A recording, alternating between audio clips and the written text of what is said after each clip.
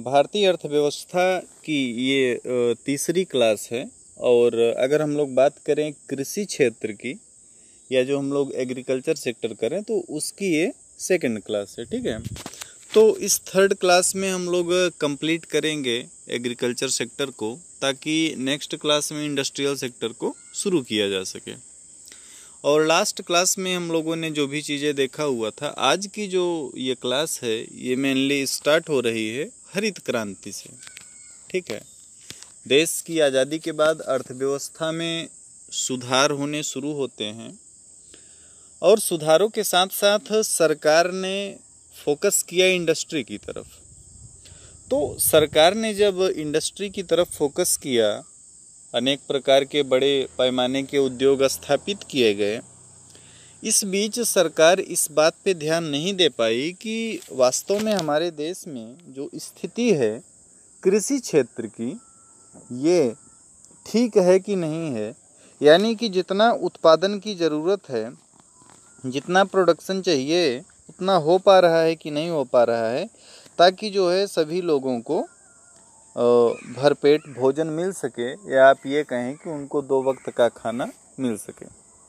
तो सरकार ने शुरुआत में इस बात पे ध्यान नहीं दिया, लेकिन धीरे धीरे स्थिति ऐसी देखने को मिलने लगी कि हमारे देश में, हमारे देश की अर्थव्यवस्था में उत्पादन यानी कि प्रोडक्शन इतना लो रहने लगा कि वास्तव में जितना हम लोगों को, हमारे देश की जनसंख्या को खाने के लिए चाहिए, उतना भी हम लोग उत्पादित नहीं कर पा रहे थे। हम लोगों को आयात करना पड़ रहा था। तो ऐसे में इस बात की ज़रूरत महसूस की गई कि किस तरह से इस लो प्रोडक्शन को इंक्रीज किया जाए, यानी कि कैसे इसमें वृद्धि किया जाए। वृद्धि करने के अनेक लोगों ने अनेक तरीके के सुझाव दिए, सरकार ने भी इस पर ध्यान दिया। ठीक है, और साथ ही कृषकों ने इस पे ध्यान दिया कि किस तरह से इस समस्या को ख़त्म किया जाए। तो एक तरीका तो देखिए, कॉमन तरीके कुछ ये हो सकते हैं कि जैसे कि हमने अच्छे प्रकार के उर्वरकों का प्रयोग करना शुरू किया, अच्छे तरीके से खेती करना शुरू किया। दूसरा एक और तरीका था कि जो कृषि योग्य भूमि है, लास्ट लेक्चर पे मैंने इस बारे में थोड़ा सा बात किया था, जो कृषि योग्य भूमि है उसमें हम लोगों ने वृद्धि करना शुरू किया। ठीक है, अनेक ऐसी भूमि उस समय ऐसी पड़ी थी जहाँ पे खेती नहीं हो रही थी, तो लगातार इसमें वृद्धि करने का प्रयास किया गया कि लगातार खेती योग्य ज़मीन में वृद्धि होती जाए। लेकिन बात केवल इससे नहीं बन पा रही थी, इससे बात नहीं बन पा रही थी। और अब समय जो है 1970 का दशक आने वाला था, यानी 1960 के आगे की हम बात कर रहे हैं। तो यहाँ से फिर हम लोगों ने देखा कि वैश्विक स्तर पे कुछ ऐसे और अन्य देश हैं जहाँ पे उन्होंने अपने देश में खेती को बड़े ही अच्छे तरीके से चलाया, यानी एग्रीकल्चर सेक्टर में उन्होंने इन्वेस्टमेंट किया। ठीक है, और इस इन्वेस्टमेंट के फलस्वरूप उनको प्रोडक्शन जो है अच्छा खासा मिल रहा है, यानी प्रोडक्शन में वृद्धि हो रही। तो हम लोगों ने इस बात को भी सीखना शुरू किया। हम लोगों से मतलब है कि हमारे देश के नीति निर्माताओं ने उस समय जो भी आर्थिक सलाहकार थे, जो लोग योजनाएं बनाते थे, तो उनको ये लगा कि अब हमको जो है अन्य देशों से कुछ सीखना चाहिए। बहुत सारे देश थे जहाँ पे खेती किसानी में अनेक नए नए प्रयोग चल रहे थे, और आप ये कह सकते हैं कि उस समय वैश्विक स्तर पर हरित क्रांति शुरू हो चुकी थी। हरित क्रांति खेती किसानी से संबंधित है, ये बात बताने की ज़रूरत नहीं है आपको, सभी लोग जानते हैं। और ढेर सारी ऐसी क्रांतियाँ होती हैं, कभी कभी आपसे भी पूछ लेता है क्वेश्चन, तो थोड़ा सा इस पे फोकस आप कर लीजिएगा। जितनी प्रकार की क्रांतियाँ हैं उसमें किसके उत्पादन पे जोर दिया गया। अभी हम लोग यहाँ पे हरित क्रांति को देखेंगे। ठीक है, तो अब बहुत ज़्यादा डिटेल के लिए तो आपको नोट्स दी जाती है, और लेक्चर जो होगा वो आपका इस तरीके से होगा कि चीज़ें आपको समझ में आ जाएं, शॉर्ट में सारी चीज़ें क्लियर हो जाएं। तो हरित क्रांति शब्द का प्रयोग 1940 और 1960 यानी इस ड्यूरेशन में हुआ, और इंडिया में नहीं बल्कि वैश्विक स्तर पे इस समय हुआ। बेसिकली इसमें होता क्या है कि कृषि के जो पारंपरिक तरीके हैं उनको छोड़ करके आधुनिक तकनीकी और उपकरणों के प्रयोग पे इसमें बल दिया जाता है। आप ये कह सकते हैं कि कृषि में कृषि क्षेत्र में, कृषि उत्पादन कार्य में इन्वेस्टमेंट किया जाता है, निवेश किया जाता है। पहले परंपरागत कृषि होती, अब जब हम लोग हरित क्रांति की बात कर रहे हैं तो यहाँ पे इसमें इन्वेस्टमेंट करेंगे, अच्छे और बेहतर तरीके के कृषि यंत्रों का प्रयोग करेंगे, अच्छे उर्वरकों का प्रयोग करेंगे, अच्छे बीजों का प्रयोग करेंगे। तो इससे क्या होगा, जब सब कुछ हम लोग अच्छा प्रयोग करेंगे तो जो हमारा प्रोडक्शन होगा वो भी पहले की तुलना में बेहतर होगा या पहले की तुलना में ज़्यादा होगा। बात करें अगर कि हरित क्रांति का जनक कौन है, तो वैश्विक स्तर पे हरित क्रांति का जनक नॉर्मन बोरलॉग को माना जाता है और ये अमेरिका के कृषि वैज्ञानिक थे। ठीक है, अमेरिका के कृषि वैज्ञानिक नॉर्मन बोरलॉग को हरित क्रांति का जनक माना जाता है। आगे चलिए इसमें हम लोग देखते हैं हरित क्रांति का जनक नॉर्मन बोरलॉग को कहा जाता है और फिर आगे चल कर के इन्होंने जो भी अपने शोध किए, जो भी चीज़ें बताई कि कैसे हाइब्रिड बीज का प्रयोग है, क्या है, वो सारी चीज़ें जो है वैश्विक स्तर पे आगे चल कर के लागू होती हैं। 1960 में फिलीपींस की अंतर्राष्ट्रीय धान शोध संस्थान, जिसका गठन संयुक्त रूप से एक फाउंडेशन के साथ हुआ था, तो इन्होंने क्या, ये जो फाउंडेशन, ये जो संस्था था, ये जो संस्थान था, ये नॉर्मन बोरलॉग के हरित क्रांति के रूप में सबसे आगे आता है। ठीक है, और इन सब संस्थाओं के प्रयासों के परिणाम स्वरूप उस समय तो फिलीपींस में हरित क्रांति आ ही चुकी थी, इसके साथ फिर इंडोनेशिया, पाकिस्तान, श्रीलंका, अमेरिका, इन सारे के सारे देशों में, हालांकि पाकिस्तान इसमें बहुत ज़्यादा तो नहीं था, बाकी जो अमेरिका है, इंडोनेशिया है, इन सब देशों में उन्नत किस्म की फसल आसानी से पैदा की जानी शुरुआत की गई कि अच्छी फसलों को पैदा किया जाए जिनका कि उत्पादन अधिक हो, प्रति हेक्टेयर उत्पादन अधिक हो। तो आप ये कह सकते हैं कि अच्छे तरीके के बीजों का प्रयोग किया जाना शुरू। हमारा देश, हमारी अर्थव्यवस्था अगर उस समय की बात करें तो टोटल कृषि प्रधान था। आज तो ठीक है, इंडस्ट्री का भी ठीक ठाक शेयर है इसमें, सर्विस सेक्टर का भी है, लेकिन उस टाइम जो है, उस टाइम की बात करें तो हमारा देश कृषि प्रधान देश था। ठीक है, और विश्व के 15 सबसे बड़े कृषि उत्पादकों में गिना जाता है। बिल्कुल सारी बातें सही हैं। तो अभी जो स्थिति है कि विश्व के 15 सबसे बड़े कृषि उत्पादक देशों में गिना जाता है, इसमें सबसे बड़ा जो योगदान है वो हरित क्रांति का है, क्योंकि हरित क्रांति के पहले ये कंडीशन थी कि हम लोग उतना भी नहीं पैदा कर पा रहे थे जितना हमारे देश को या हमारे देश की पॉपुलेशन को खाने की ज़रूरत है। लेकिन हरित क्रांति के बाद हम लोग इंपोर्ट नहीं कर रहे हैं, एक्सपोर्ट कर रहे हैं। पहले क्या होता था, हम लोग आयात करते थे। अभी की क्या कंडीशन है, अभी की क्या स्थिति है कि हम लोग जो है निर्यात करने में सक्षम हो गए हैं। तो इसका श्रेय किसको दिया जाता है? इसका श्रेय दिया जाता है ग्रीन रिवॉल्यूशन यानी कि हरित क्रांति को। और हरित क्रांति ने भारतीय कृषि को जीवन निर्वाहक की जगह पे व्यापारिक आयाम प्रदान किया। यानी जो यहाँ पे पहले कृषि का ढांचा होता था वो केवल जो है जीवन निर्वाह का होता था, लाइफ स्पेंड करना जिसे आप बोल सकते हैं। तो ये जीवन निर्वाह से रिलेटेड था कि ठीक है, हम खेती कर रहे हैं, हमको खाने के लिए मिल जा रहा है। अभी की क्या सीन है, अभी की स्थिति ये है कि कृषि जो है एक व्यापार बनती जा रही है। अच्छा खासा मुनाफा किसानों को मिलना धीरे धीरे शुरू हो रहा है। और कुछ एक क्षेत्रों को अगर हम लोग छोड़ दें तो काफ़ी सारे ऐसे क्षेत्र हैं जहाँ पे किसान जो है कृषि से अच्छी खासी इनकम जो है, अच्छी खासी अर्निंग जो है जनरेट कर दे रहे हैं। तो ये जो है व्यापारिक में आ चुकी है, पहले जो है जीवन निर्वाह में थी। अब हमारे देश में हरित क्रांति की शुरुआत 1966-67 में होती है और हरित क्रांति के बाद ही देश के कृषि क्षेत्र में महत्वपूर्ण प्रगति हुई। अब होता क्या था कि ये जो टाइम था, इस समय किया क्या गया कि कृषि के परंपरागत तरीकों के स्थान पर जो पहले के तरीके होते थे उनको कहा आप छोड़िए, ऐसे नहीं होने वाला। उनको छोड़ करके नए तरीके के रासायनिक उर्वरक, कीटनाशक दवाइयाँ, उन्नत बीज मतलब जो हाइब्रिड बीज होते थे, ठीक है, हाइब्रिड बीज, आधुनिक कृषि उपकरण। अभी आप तो देख ही रहे होंगे, जो लोग गांव से रिलेटेड हैं वो देख रहे होंगे कि कैसे लगातार चीज़ें बदल गई और आजकल कृषि क्षेत्र में अनेक सारे उपकरणों का प्रयोग हो रहा है। पहले तो बैल से खेत जो है किसान जोतते थे, जुताई जो होती थी वो बैलों से होती थी। और आज आप देख रहे हैं कि कितनी सारी ऐसी मशीनें आ गई हैं जो कि आपके देखते देखते आई हैं। तो जब वो बेसिकली ग्रीन रिवॉल्यूशन शुरू होता है हमारे देश में, तो ये कुछ ही स्टेट में मुख्य रूप से रह गया, जैसे कि उसमें पंजाब हो गया, हरियाणा हो गया, इन सब राज्यों में तो बहुत अच्छे से हुआ, बाकी क्षेत्रों में उतने अच्छे से नहीं हो पाया था। अभी तो धीरे धीरे हर जगह ये पहुंच रहा है, आज तक भी वो प्रोसेस चल रहा है। भले ही हम लोग ये कह दें, बीच में तो एक चीज़ और सुनने को आई थी कि सेकेंड ग्रीन रिवॉल्यूशन, द्वितीय हरित क्रांति, कलाम साहब ने, जो राष्ट्रपति थे हमारे देश के, पूर्व राष्ट्रपति थे, उन्होंने एक बार बात किया था कि इंडिया को अभी जो है सेकेंड ग्रीन रिवॉल्यूशन की ज़रूरत है, द्वितीय हरित क्रांति की ज़रूरत है। उन्होंने अपने टाइम पे ये बात कही थी। लेकिन ये जो प्रोसेस शुरू हुआ था हरित क्रांति का, ये अभी भी चल रहा है, वो लगातार जारी है, क्योंकि लगातार कृषि में किसान लगातार अच्छे तरीके के बीजों का प्रयोग कर रहे हैं, उर्वरकों का, कीटनाशकों का, मशीनों का। तो ये लगातार जो है सुधार इसमें जारी है।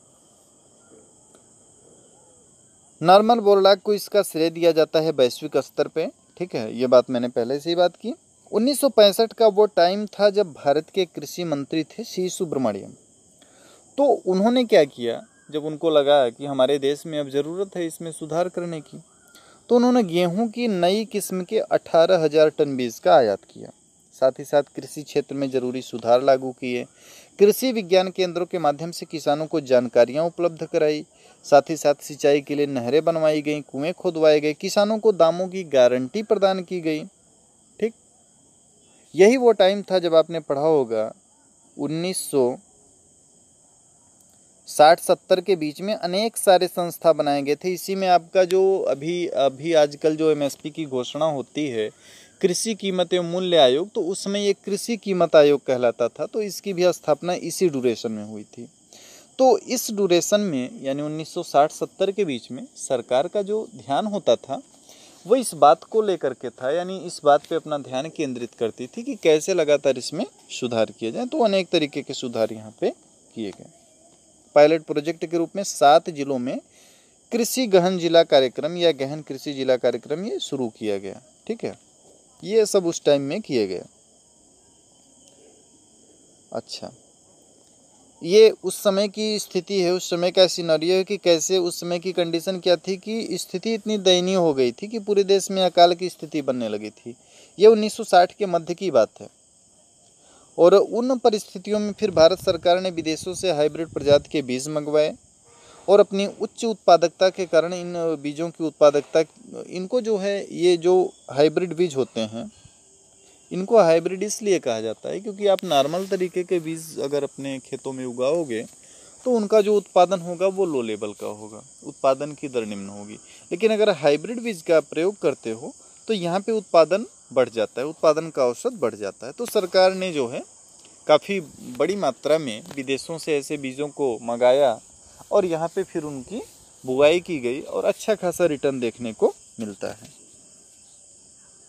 उसके बाद फिर वही सारी बातें हैं कि हाइब्रिड बीज के प्रयोग किए गए, सिंचाई के समुचित साधन बनाए गए, उर्वरक, कीटनाशक, इन सब के लिए सरकार ने अच्छे खासे प्रयास किए, सब्सिडी भी किसानों को देना शुरू किया। तो भारत में हरित क्रांति के लिए कुछ तत्वों को अहम माना गया। अब उनको देख लीजिए।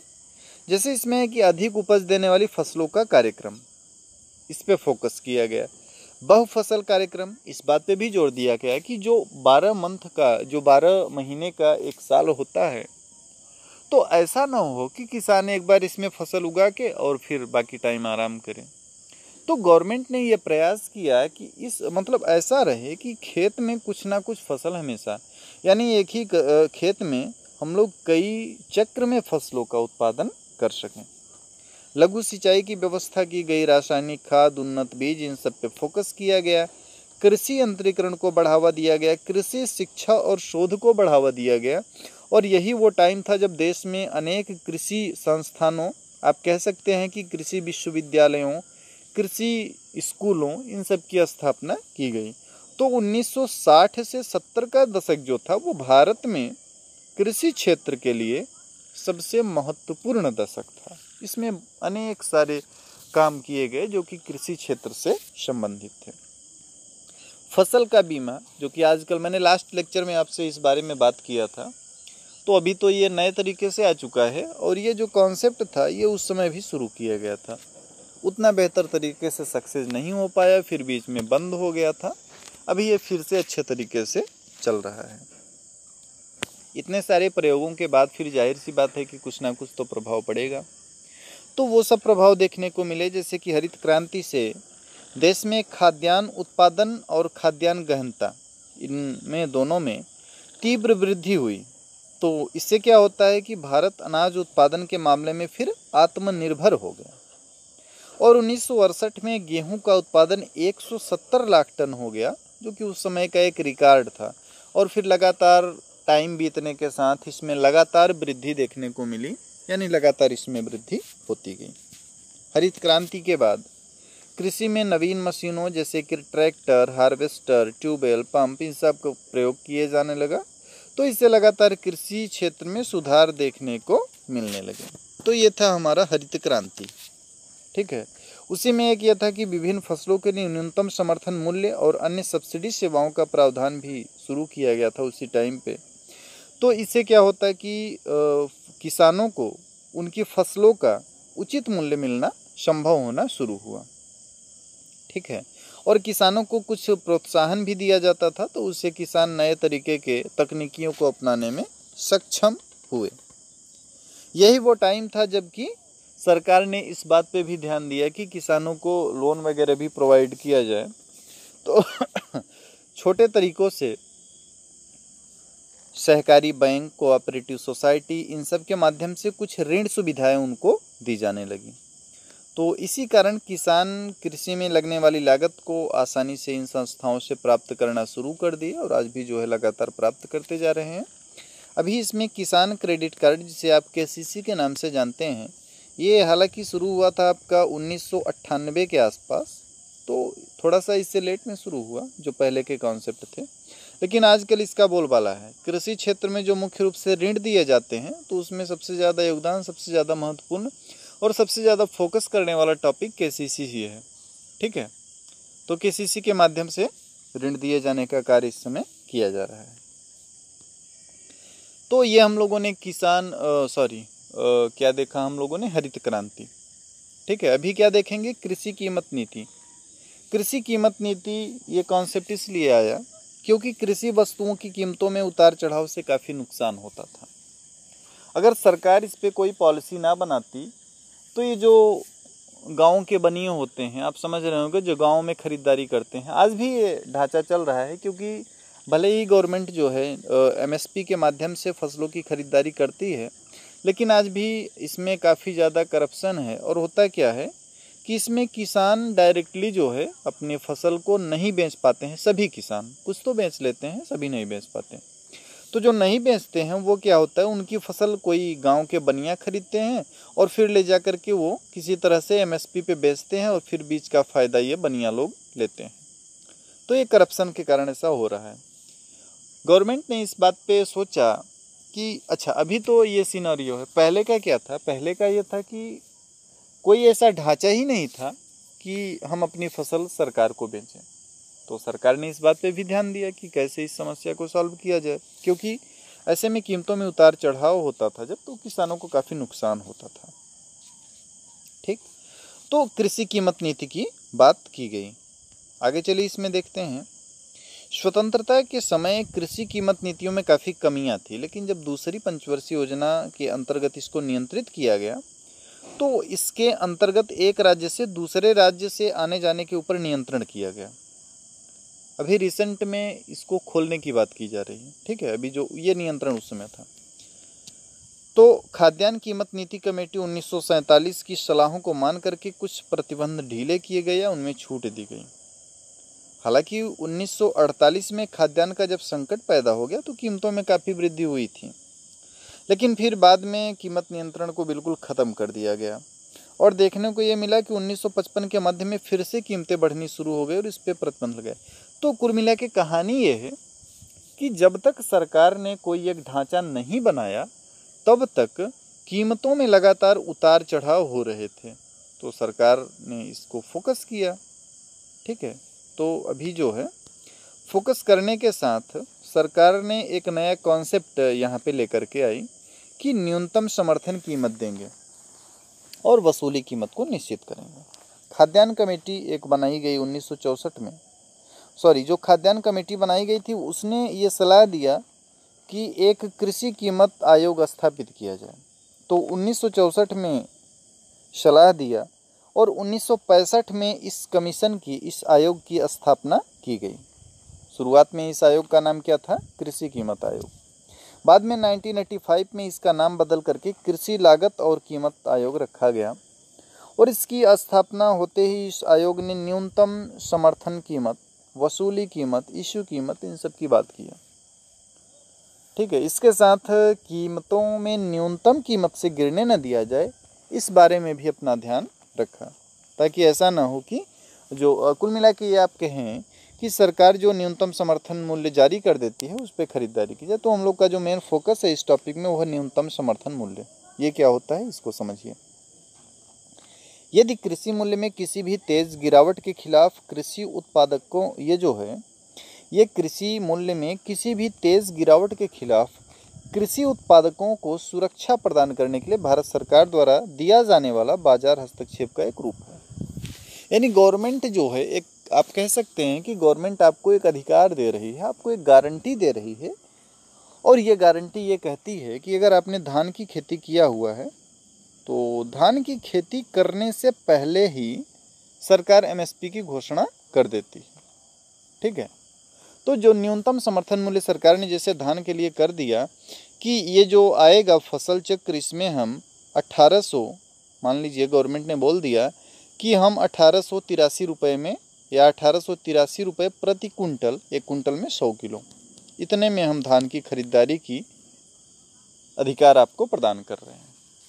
तो अगर आप सरकार को धान बेचेंगे तो आपको ये रेट मिलेगा। हो सकता है कि आप किसी गांव में किसी व्यक्ति से धान अपनी बेच रहे हो तो ये रेट आपको ना मिले। तो सरकार जो है एक तरीके से आपको ये अधिकार दे रही है कि आप कम से कम इतने मूल्य में आकर के हमारे यहाँ धान बेचिए। कभी कभी इसमें बेनिफिट ये हो जाता है कि कुछ स्टेट गवर्नमेंट अपनी तरफ से सब्सिडी दे देती हैं, तो जो केंद्र सरकार ने अपना एमएसपी जारी किया हुआ है इससे अधिक मूल्य भी आपको प्राप्त हो जाता है। लेकिन गवर्नमेंट ये कहती है, सरकार ये कहती है कि आपको जो मैं एमएसपी बना रहा हूँ इससे कम पे फसल नहीं बेचना है। भले ही हम लोग बेच रहे हैं वो अलग बात है, लेकिन सरकार कहती है कि आप इससे कम ना बेचें, अगर आप इतने में भी बेचना चाहते हैं तो हमारे पास आएँ। हालांकि ये गवर्नमेंट कहती है और गांव में ये पॉलिसीज अच्छे तरह से आज भी लागू नहीं हो पाई हैं। न्यूनतम समर्थन मूल्य का निर्धारण, न्यूनतम समर्थन मूल्य का निर्धारण जो है करते समय कृषि कीमत आयोग या कृषि कीमत और मूल्य आयोग ये 2009 में निर्धारित की गई विभिन्न शर्तों को ध्यान में रखता है। और ये शर्तें कौन कौन सी हैं? ये शर्तें हैं कि मांग और आपूर्ति, उत्पादन की लागत, घरेलू और अंतर्राष्ट्रीय दोनों बाजारों में मूल्य प्रवृत्तियां, अंतर फसल मूल्य क्षमता, कृषि और गैर कृषि के बीच व्यापार की शर्तें, उस उत्पादन के उपभोक्ताओं पर एमएसपी का संभावित प्रभाव। तो इन सारी बातों को ध्यान में रख करके न्यूनतम समर्थन मूल्य को बनाया जाता है। इसके निर्धारण का उद्देश्य क्या होता है कि किसानों को बिचौलियों के शोषण से बचा करके उनकी उपज का अच्छा मूल्य प्रदान किया जाए और सार्वजनिक वितरण प्रणाली के माध्यम से अनाज की खरीद किया जाए। बाद में ये अनाज जो है गरीब लोगों तक पहुंचाया जाए, किससे? सार्वजनिक वितरण प्रणाली के माध्यम से ही। तो अभी इसमें न्यूनतम समर्थन मूल्य के लिए एक कमेटी भी बनाई गई थी, स्वामीनाथन कमेटी। राष्ट्रीय किसान आयोग का गठन होता है 18 नवंबर 2004 को। ठीक है, किसकी अध्यक्षता में? Professor MS Swaminathan. और इस समिति ने भूमि सुधार, सिंचाई, शाख, बीमा, खाद्य सुरक्षा, रोजगार, कृषि उत्पादकता, कृषक प्रतिस्पर्धा, इन सब के संबंध में कई तरीके के अपने सुझाव दिए। और न्यूनतम समर्थन मूल्य के संदर्भ में कमेटी ने यह सुझाव दिया था कि किसानों को न्यूनतम समर्थन मूल्य जो दिया जा रहा है वो उत्पादन की लागत जो होती है उस, देखिए उत्पादन की लागत में कुछ कॉन्सेप्ट बनाए गए, तो उसमें एक है C2 कॉन्सेप्ट, उत्पादन की लागत का C2 कॉन्सेप्ट। ठीक है, तो ये बोला इन्होंने कि C2 से 50% का अधिक होना चाहिए। ये C2 क्या होता है आप इसको समझ सकते हैं। कृषि में उत्पादन लागत और C2 को देखिए। C2 में पहली चीज़ A2 को लिया जाएगा, FL को लिया जाएगा और इसके अतिरिक्त ऋण, ब्याज, स्वामित्व वाली भूमि, अचल पूंजीगत संपत्ति, इन सबको ध्यान में रख करके मूल्य का निर्धारण किया जाता है। A2 में क्या होता है? A2 में आप देख लीजिए, किसान द्वारा वहन की गई वास्तविक कृषि लागत, यानी कितनी लागत एक किसान लगा रहा है प्रति हेक्टेयर उत्पादन में। इसमें बीज, उर्वरक, कीटनाशक, भाड़े पे श्रमिक, ईंधन, सिंचाई, ये सारे के सारे व्यय शामिल होते हैं। ठीक है, तो अच्छा FL क्या होता है? FL में क्या होता है इस टर्म में कि A2 के साथ साथ अवैतनिक पारिवारिक श्रम के मूल्य को भी शामिल कर लिया जाता है। तो ये हो गया A2 प्लस FL। और इसके अतिरिक्त स्वामीनाथन कमेटी ने क्या बोला कि इसके अतिरिक्त ऋण, ब्याज, यानी जो गवर्नमेंट या कहीं से भी जो कृषक ब्याज पे पैसे ले रहा है, ऋण ले रहा है खेती करने के लिए, तो उस ऋण को भी ध्यान में रख करके आप MSP को बनाएं। स्वामित्व वाली भूमि, अचल पूंजी, इन सारी बातों को ध्यान में रख के MSP को बनाएं, ये रिकमेंड किया था स्वामीनाथन कमेटी ने। हालांकि आज तक हमारे इंडिया में अच्छे तरीके से इस अवधारणा को लागू नहीं किया गया है अब भी। ठीक है, तो ये पूरा आपका कॉन्सेप्ट हो गया न्यूनतम समर्थन मूल्य का, MSP का। सार्वजनिक वितरण प्रणाली की बात कर लेते हैं। सार्वजनिक वितरण प्रणाली का आशय होता है कि सार्वजनिक रूप में उपभोक्ता के निर्धारित कीमतों पर उचित मात्रा में विभिन्न उपभोक्ता वस्तुएं वितरित करना। और इसके अंतर्गत होता क्या है कि उपभोक्ताओं में कई सारी श्रेणियां बनाई गई हैं, जैसे कि एक तो APL होती हैं, एबव पावर्टी लाइन, एक इसमें BPL होता है, बिलो पावर्टी लाइन, और एक नया कॉन्सेप्ट है अंत्योदय अन्य। ठीक है, ये 3 तरीके के राशन कार्ड बनाए जाते हैं। अभी रिसेंट में आपने देखा होगा कि राशन कार्ड में भी थोड़ा सा सुधार हुआ है। अभी आगे हम लोग उसको बात करेंगे, जो कॉन्सेप्ट है ना, वन नेशन वन राशन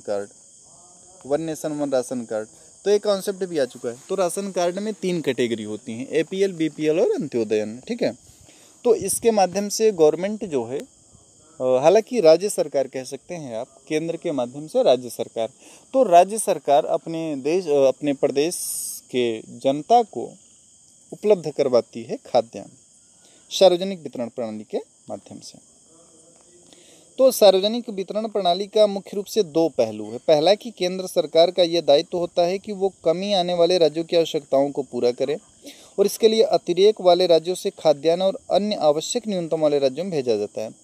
यानी कह सकते हैं कि सार्वजनिक वितरण प्रणाली एक जो पूरा ढांचा बनाया गया है, इसलिए ताकि अगर किसी स्टेट में खाद्यान्न की कमी है और तो इस कमी को पूरा करेंगे, कैसे पूरा करेंगे, वहाँ से लेंगे जिस स्टेट में ज़्यादा है। तो ये पूरा का पूरा एक ढांचा है और इसमें भंडारण भी किया जाता है। ठीक है, अभी आप देखेंगे FCI को भी थोड़ा सा देखेंगे, बहुत सारे वेयर हाउसेज होते हैं जहाँ पे कृषि उत्पादों का, आप ये कह सकते हैं कि गेहूँ और चावल का भंडारण किया जाता है। तो ये हो गया सार्वजनिक वितरण। लक्षित सार्वजनिक वितरण प्रणाली को देखिए सार्वजनिक वितरण प्रणाली की कुछ आलोचनाएं हुई थी। जैसे ये कहा गया कि ये गरीबी रेखा के नीचे रहने वाली जनसंख्या को खाद्यान्न उपलब्ध कराने में विफल हुई। इसका मुख्य बल नगर क्षेत्रों की ओर रहा। जिन गरीब राज्यों में ग्रामीणों की जनसंख्या बहुत अधिक थी, वहाँ पे ये राहत नहीं पहुँचा पाया। तो भारतीय खाद्य निगम द्वारा उचित कीमत की दुकानों को उपलब्ध कराए गए खाद्यान्नों को खुले बाजार में विक्रय और राशन की दुकानों पे घटिया अनाज उपलब्ध कराना इसकी मुख्य कमजोरी देखी गई। तो ऐसे में इसका जो दूसरा सुधार आया वो है लक्षित सार्वजनिक वितरण प्रणाली। अभी इसी का मिला जुला लूप चल रहा है। तो ये जो कमियां थी सार्वजनिक वितरण प्रणाली में, इसको ध्यान में रखते हुए सरकार ने इसको सुधारने का प्रयास किया और इसके लिए गरीब परिवारों को विशेष कार्ड जारी किए, जिसको हमने आपसे बताया कि राशन कार्ड 3 तरीके के। ठीक है, अभी one nation one ration card भी आ चुका है, यानी अगर आपका किसी एक स्टेट का राशन कार्ड है तो उस राशन कार्ड के माध्यम से आप किसी अन्य स्टेट में भी अनाज या जो भी आपको गवर्नमेंट के द्वारा सस्ते मूल्य पर प्रदान किया जाता है वो आप ले सकते हैं। पहले ऐसा नहीं होता था, पहले जिस राज्य में आपका है वहीं पे आप ले सकते थे। तो जून 1997 से इसे शुरू किया गया विशेष सब्सिडी पे, यानी कम मूल्य पे। ठीक है, और इसमें लगातार सुधार किए गए। पहले कुछ और मिलता था, आजकल कुछ और मिल रहा है। सार्वजनिक वितरण प्रणाली और बाधवा कमेटी, इसको थोड़ा सा ध्यान में रखें। सर्वोच्च न्यायालय ने पूरे देश में सार्वजनिक वितरण प्रणाली की कार्यप्रणाली की समीक्षा के लिए सर्वोच्च न्यायालय के अवकाश प्राप्त न्यायाधीश DP बाधवा की अध्यक्षता में एक कमेटी गठित की गई थी और इस कमेटी ने अप्रैल 2010 में अपनी रिपोर्ट सौंपी थी। इस कमेटी ने PDS प्रणाली यानी पब्लिक डिस्ट्रीब्यूशन सिस्टम, इस प्रणाली की एक अत्यंत ही चौंका देने वाली तस्वीर को सामने रखा, ठीक है। और इस कमेटी ने बोला कि ये जो पीडीएस है काफ़ी भ्रष्ट सिस्टम बन चुका है, यानी यहाँ पे भ्रष्टाचार जो है बहुत ज़्यादा हो गया है। कमेटी ने पाया कि खाद्यान्नों के बड़े पैमाने पे कालाबाजारी हो रही है, यानी गवर्नमेंट तो दे रही है कि आप जा कर के उनको ये खाद्यान्न उपलब्ध कराओ जिनको इसकी ज़रूरत है, लेकिन बिचौलिए इसको बीच से ही बेच लेते हैं और जिनको इनकी ज़रूरत है उनके पास तक ये नहीं पहुंच पाता है, ठीक है। तो ये गरीब न तो उचित मात्रा में और न ही उचित गुणवत्ता के खाद्यान्नों को प्राप्त कर पाते हैं। कभी कभी तो ऐसे भी इसमें खाद्यान्न मिल रहे थे उस टाइम में जो कि खाने के योग्य भी नहीं होते थे।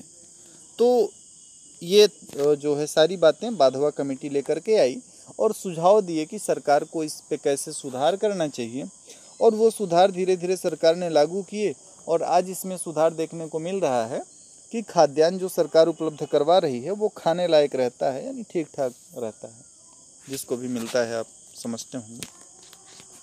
अभी हम लोग बात कर रहे थे one nation one ration card की, तो इसको भी देख लेते हैं।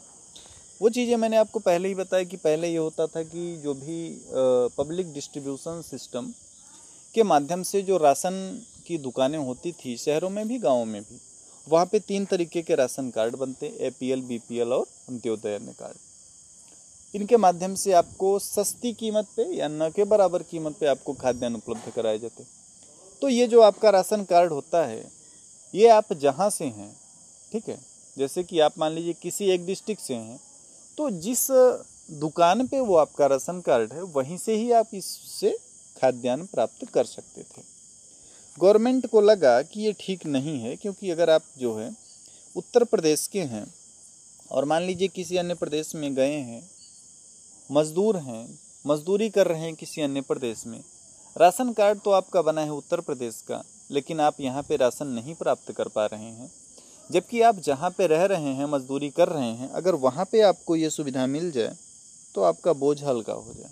सरकार ने इस पे ध्यान केंद्रित किया और अब one nation one ration card को पहले तो छोटे स्तर पे लागू किया था, अभी ये लगभग पूरे देश में लागू होने वाला है या हो गया है, आप कुछ भी कह सकते हैं।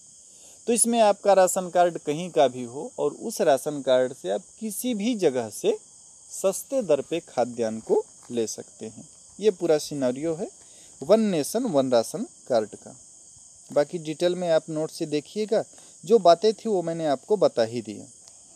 और ये कहीं ना कहीं गरीब मजदूरों के लिए सबसे बेहतर कदम आप कह सकते हैं। मैंने एक चीज़ एनालिसिस किया कि इस गवर्नमेंट ने गरीबों के लिए कुछ अच्छी पॉलिसी चलाई, जैसे कि उज्ज्वला स्कीम, ठीक है। उज्ज्वला स्कीम से जो गैस कनेक्शन प्रदान किए गए गरीबों को, ये अपने आप में एक बड़ा कदम था, ठीक है। इसी तरीके से one nation one ration card भी अपने आप में एक बड़ा कदम है और ये निचले तबके के लोगों के लिए काफ़ी मददगार साबित होगा, ठीक। तो ये अच्छी स्कीम कह सकते हैं आप। भारतीय खाद्य निगम FCI को थोड़ा सा जानते हैं कि ये क्या होता है, कैसे इसका कार्य, क्या क्या इसकी ड्यूटीज़ हैं। तो FCI उपभोक्ता मामले, खाद्य और सार्वजनिक वितरण मंत्रालय के अंतर्गत खाद्य और सार्वजनिक वितरण विभाग के अंतर्गत शामिल सार्वजनिक क्षेत्र का एक उपक्रम है। FCI एक संविधिक निकाय है जिसे भारतीय खाद्य निगम अधिनियम 1964 के तहत 1965 में स्थापित किया गया था। देश में भीषण अन्न संकट, विशेष रूप से गेहूं के अभाव के चलते इस निकाय की स्थापना की गई थी और इसी टाइम में CACP का भी गठन किया गया था, वो मैंने चर्चा आपसे पहले ही किया। FCI का जो मुख्य कार्य है, इसका मुख्य कार्य है खाद्यान्न और अन्य खाद्य पदार्थों की खरीद, भंडारण, परिवहन, वितरण और बिक्री करना। FCI के माध्यम से ही सरकार जो है MSP पर, न्यूनतम समर्थन कीमत पर किसानों से उनकी उपज को या उनकी फसलों को खरीदती है। किसके थ्रू? FCI के थ्रू। हालांकि आजकल इसमें कुछ सोसाइटीज़ को भी अधिकार प्रदान कर दिए गए हैं, जो कि छोटे छोटे गाँवों में भी अपने क्रय केंद्र के माध्यम से खरीदारी करते हैं, लेकिन जो इनका पूरा हेड होगा वो FCI के पास ही पूरा का पूरा अधिकार होता है। FCI का उद्देश्य क्या है कि किसानों को लाभकारी मूल्य प्रदान हो सके, प्रत्येक व्यक्ति के लिए हर समय खाद्यान्न की उपलब्धता हो, पहुंच, सामर्थ्य, ये सारी की सारी बातें एफसीआई की हैं। खाद्यान्नों का बफर स्टॉक बना के रखना ताकि राष्ट्र में खाद्य संकट ना आने पाए। जैसे कि अभी रिसेंट में आप देखें, कोविड के कारण सरकार काफ़ी मात्रा में गरीबों को मुफ्त में अनाज मुहैया करवा रही है, तो ये तभी करवा पा रही है जबकि हमारे पास एक अच्छा खासा स्टॉक मेंटेन है। अगर ये ना होता तो ना हो पाता।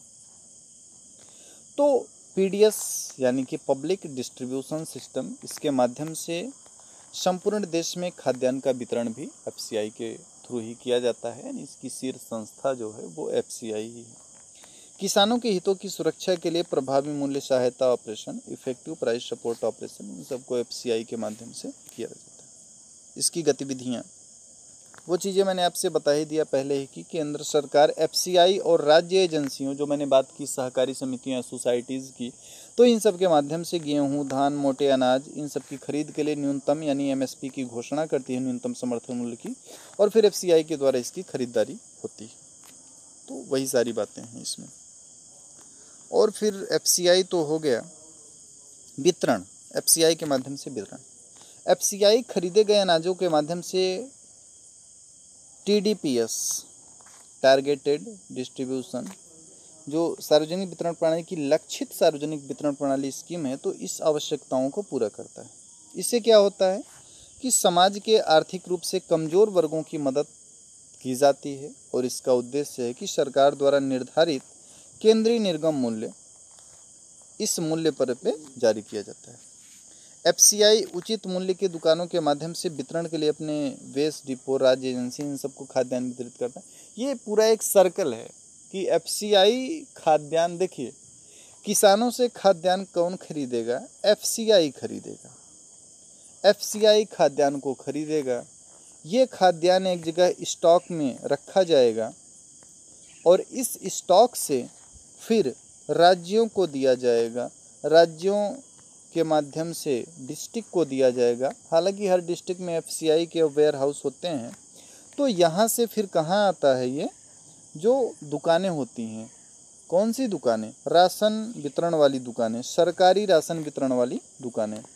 तो यहाँ पे खाद्यान्न उपलब्ध कराए जाते हैं एफसीआई के माध्यम से। ये पूरा एफसीआई का सिनारियो हो गया।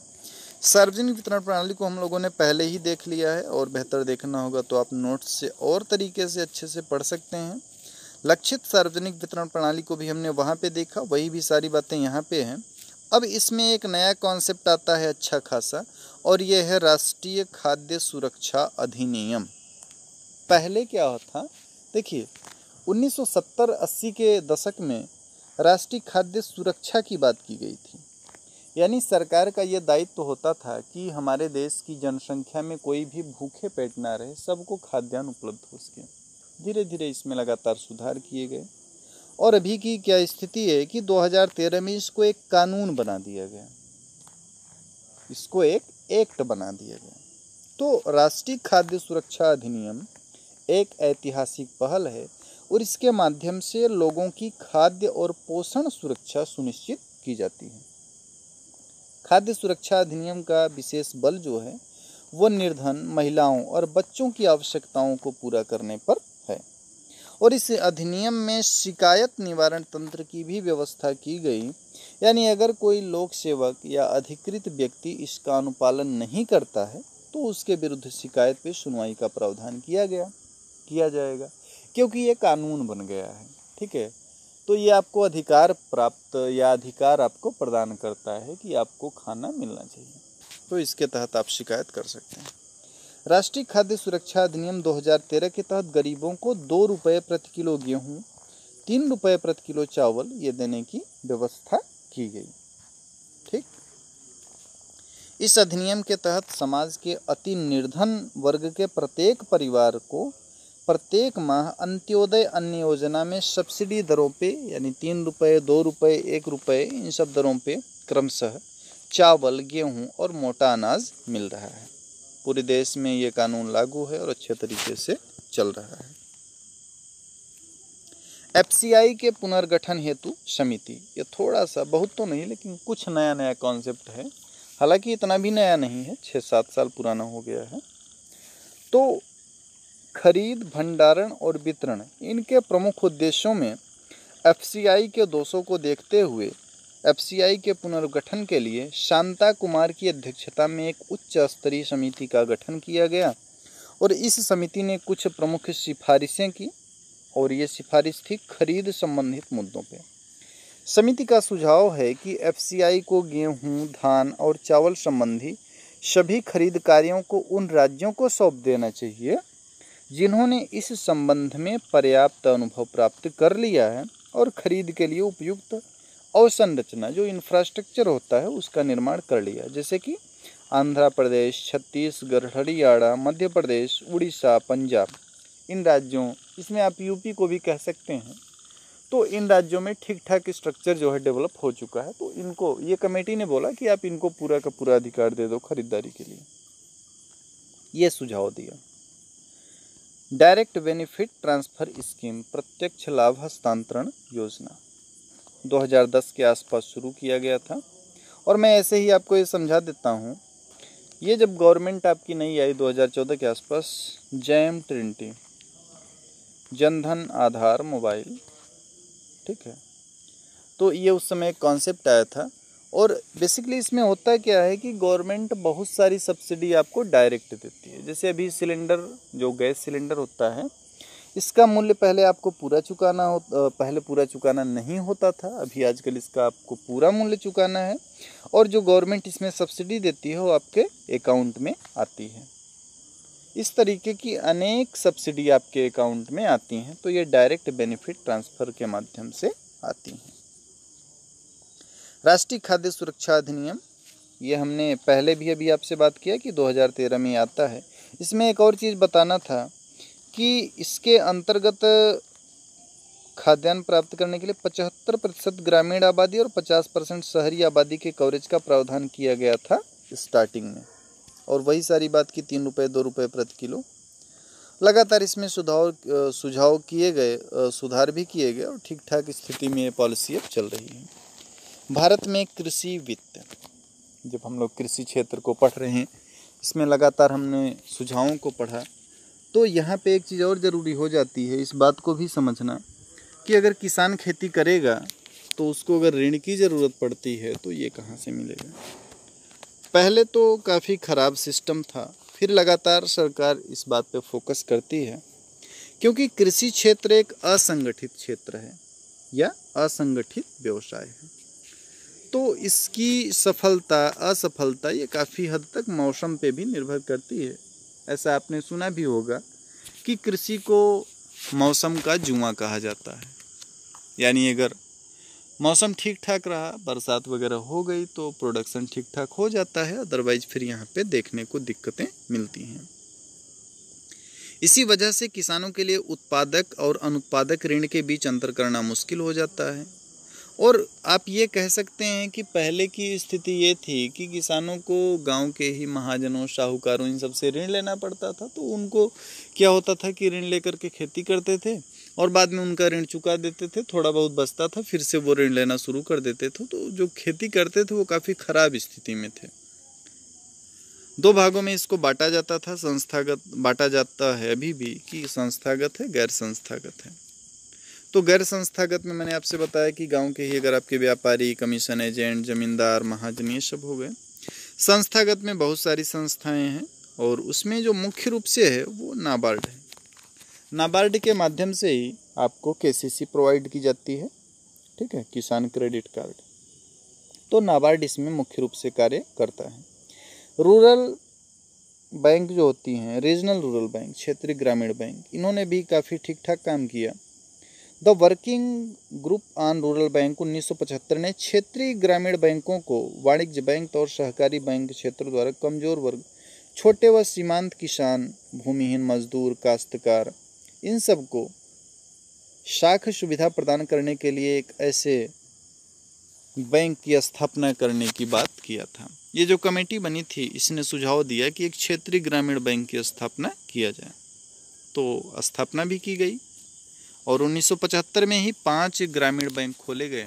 बाद में इनकी संख्या लगातार बढ़ती गई, ठीक है, और लगातार इनकी ब्रांचेस बढ़ती गई, वो अपने आप आसपास देखते होंगे। और ये भी जो है कृषि क्षेत्र के लिए ऋण प्रदान करने का कार्य करती हैं। किस माध्यम से? केसीसी के माध्यम से। जो मुख्य कार्य है इसमें वो करती है नाबार्ड। 1982 में इसकी स्थापना की जाती है।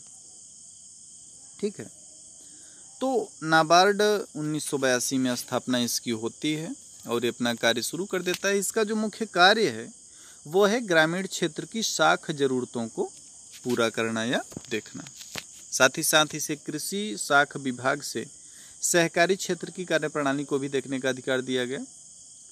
तो ये पूरे के पूरे इसके कार्य हो गए। आप ऐसे समझें कि नाबार्ड की स्थापना हुई मुख्य रूप से कृषकों को ऋण प्रदान करने के लिए। ठीक है, यहाँ तक हो गया। इसी में केसीसी को भी आप समझ लें, बस इतना समझें कि किसान क्रेडिट कार्ड एक स्कीम है। किसान क्रेडिट कार्ड 1998 शुरू किया गया और यहाँ पे भूमि के माध्यम से जो भी किसान है उसके नाम, उसके हिस्से जो भूमि है उसके माध्यम से ऋण देने का प्रावधान किया गया। मौसमी ऋण दिए जाते हैं, यानी आप किसी एक फसल के लिए ले लेंगे और फिर आप वो अगर जमा कर देते हैं तो जो ब्याज दर, पहले तो देखिए स्टार्टिंग में यहाँ पे आपको 7% जो है ब्याज दर देनी होती है। बाद में गवर्नमेंट इसमें आपको 3% छूट दे देती है, तो ओवरऑल आपको 4% ही पे करना होता है, तो न के बराबर है ये। ठीक है, तो ये आपका केसीसी हो गया। अभी बिल्कुल लेटेस्ट कॉन्सेप्ट है प्रधानमंत्री किसान सम्मान निधि योजना, और पहली बार इस तरीके की कोई स्कीम हमारे देश में चलाई गई जो कि देश के प्रत्येक किसान को कुछ ना कुछ ही सही प्रतिमाह प्रदान कर रहा है। तो इस स्कीम के माध्यम से जो लोग पहले पढ़े हुए हैं समझ ही रहे होंगे कि 500 पर मंथ ये आपको प्रदान किया जाएगा अगर आप एक किसान हैं तो। 100% केंद्रीय योजना है, यानी इसके पीछे जो भी फंड लगेगा वो पूरा का पूरा केंद्र वहन करता है। और ये होता कब है? इसकी शुरुआत होती है 24 फरवरी 2019 को। इसमें प्रतिवर्ष 6,000 रुपये की दर से आपको प्रदान की जाएगी। क्या कह सकते हैं आप, सब्सिडी तो नहीं है, बस ये आप कहें कि आपको सरकार के द्वारा इतना दिया जाएगा। ये 2,000 रुपये की 3 किस्तों में आपको मिलेगी, यानी प्रत्येक 4 महीने में आपको 2,000 मिलेंगे। तो एक साल में 12 महीने, तो आपको 3 बार 2,000 रुपये मिलेंगे। स्टार्टिंग में जब ये लाई गई स्कीम तो ये लघु और सीमांत किसानों के लिए ही था। बाद में फिर 31 मई 2019 को इस योजना को सरकार ने देश भर के सभी किसानों हेतु लागू कर दिया गया। बाकी इसमें मैंने बताया कि जितना भी खर्च होगा वो पूरा का पूरा केंद्र सरकार के द्वारा हो गया। और इस योजना पे जो अनुमान लगाया गया कि अभी का कि 75,000 करोड़ रुपए प्रतिवर्ष जो है इस पे खर्च होगा। इसका उद्देश्य क्या है? इस योजना का प्राथमिक उद्देश्य देश के लघु और सीमांत किसानों को प्रत्यक्ष आय संबंधी सहायता प्रदान करना है, डायरेक्ट बेनिफिट ट्रांसफर। ठीक है, तो सरकार ये कहने के लिए कि हम किसानों को भी देख रहे हैं तो ये शुरू किया इन्होंने। सभी किसानों को मिल रहा है, नो डाउट। ठीक है, किसानों की दशा को सुधारने के लिए सरकार के द्वारा कुछ अन्य उपाय, जैसे कि 2018-19 के बजट में सरकार ने सभी अधिसूचित वस्तुओं के लिए न्यूनतम समर्थन मूल्य जो था वो उत्पादन की लागत का 1.5 गुना तय किया था, 1.5 गुना। ठीक है, किसानों को उनकी लागत का मूल्य सुनिश्चित करने के लिए पिछले साल प्रधानमंत्री अन्नदाता आय अभियान की शुरुआत की गई थी। दालों और तिलहनों के उत्पादन को बढ़ावा देने के लिए भी कुछ बदलाव किए गए थे। 2016 में सरकार द्वारा किसानों को सभी जोखिमों से बीमा कवर प्रदान करने के लिए प्रधानमंत्री बीमा योजना की शुरुआत की गई थी। हम लोगों ने लास्ट लेक्चर में इस चीज़ को देखा था। प्रधानमंत्री किसान मानधन योजना, ये भी एक अच्छी स्कीम है देश के किसानों के लिए, तो इसको भी चलिए देख लेते हैं। केंद्र सरकार ने किसानों के लिए एक पेंशन स्कीम शुरू किया। क्या कहती है पेंशन स्कीम? ये योजना जो है ये स्वैच्छिक है। ठीक है, मन हो तो आप लें, मन हो तो ना लें। दूसरी चीज़, आप पति पत्नी दोनों अलग अलग इस योजना का लाभ उठा सकते हैं। केंद्र द्वारा ये पूरी तरह से वित्त पोषित है ये योजना। 18 से 40 वर्ष के बीच अगर आप हैं, यानी अगर आपकी उम्र इन दोनों के बीच है, तभी आप इस योजना का लाभ उठा सकते हैं। होगा क्या कि अगर आप 18 से 40 के बीच इसमें रजिस्टर्ड होते हैं और जो इसका प्रीमियम है वो आप पे करते जाते हैं, तो जब आपकी एज 60 ईयर्स की हो जाएगी तो इसके पश्चात आपको प्रति माह 3 रुपये की पेंशन मिलेगी। यानी अगर आप इधर 10-20 साल भर देते हैं तो क्या होगा कि अगले 60 साल के बाद आप जब तक जिंदा रहेंगे तब तक आपको 3000 रुपये प्रति माह मिलेगा। जो प्रीमियम है वो है 55 रुपये से 200 रुपये प्रति माह का, ठीक है। तो ये बहुत ज़्यादा भी नहीं है। और किसान द्वारा जितनी राशि का योगदान किया जाएगा, केंद्र सरकार भी उसके बराबर की धनराशि का योगदान करेगी। तो इस तरह से योजना चल रही है। पीएम किसान योजना के तहत जो आपको धनराशि दे रही है सरकार, अगर आप इस स्कीम को चाहेंगे तो इसमें ऐड करवा देंगे तो डायरेक्टली आपका किसान मतलब सीधे सीधे आप जो है इस पेंशन योजना में भी आप इसको पे कर सकते हैं। यानी अगर आप चाहें तो जो आपको पीएम किसान स्कीम से मिल रहा है वो आप यहाँ पे जमा करते जाएंगे, तो जब आपकी एज 60 साल से ज़्यादा हो जाएगी तो आपको 3000 प्रति माह की दर से मिलेगा। तो ये भी हो गया आपका। इस तरीके से एग्रीकल्चर सेक्टर यानी कृषि क्षेत्र में जितनी महत्वपूर्ण बातें थी वो हम लोगों ने 2 लेक्चर में कवर किए। अब यहाँ पे बचता क्या है? यहाँ पे बचता है कुछ पॉलिसीज हो सकता है छूटी हुई हों, तो जब हम लोग पॉलिसीज़ को करेंगे, गवर्नमेंट स्कीम्स को करेंगे, तो ये छूटी जो भी बातें हैं वो सब हम लोग वहाँ पे कवर कर लेंगे। जैसे मनरेगा वगैरह हो गया, तो मनरेगा को हो गया, केसीसी को भी और डिटेल से, तो ये सब हम लोग गवर्नमेंट स्कीम्स या पॉलिसीज़ में कंप्लीट कर लेंगे। तो एग्रीकल्चर सेक्टर ये यहाँ पे कंप्लीट होता है। इकॉनमी का ये 3rd लेक्चर आपका कंप्लीट होता है। नेक्स्ट लेक्चर से हम लोग इंडस्ट्रियल सेक्टर को शुरू करेंगे और पहले लेक्चर में इंडस्ट्रियल सेक्टर वाले में हम लोग फोकस करेंगे कि स्वतंत्रता से लेकर के अब तक उद्योग क्षेत्र की प्रगति क्या रही है। तो पहले लेक्चर में वहाँ पे हम लोग परंपरागत बातों को करेंगे और दूसरे लेक्चर में फिर गवर्नमेंट पॉलिसीज़, लेटेस्ट कॉन्सेप्ट जो भी हैं उन सबको देखेंगे। तो आज की क्लास फ़िलहाल यहाँ पे ख़त्म होती है। अगर आपने अच्छे से देखा, समझा तो ज़रूर चीज़ें आपको समझ में आई होंगी और एक अच्छा खासा कॉन्सेप्ट आपके माइंड में डेवलप हो गया होगा। तो आज की क्लास यहाँ पे कंप्लीट होती है।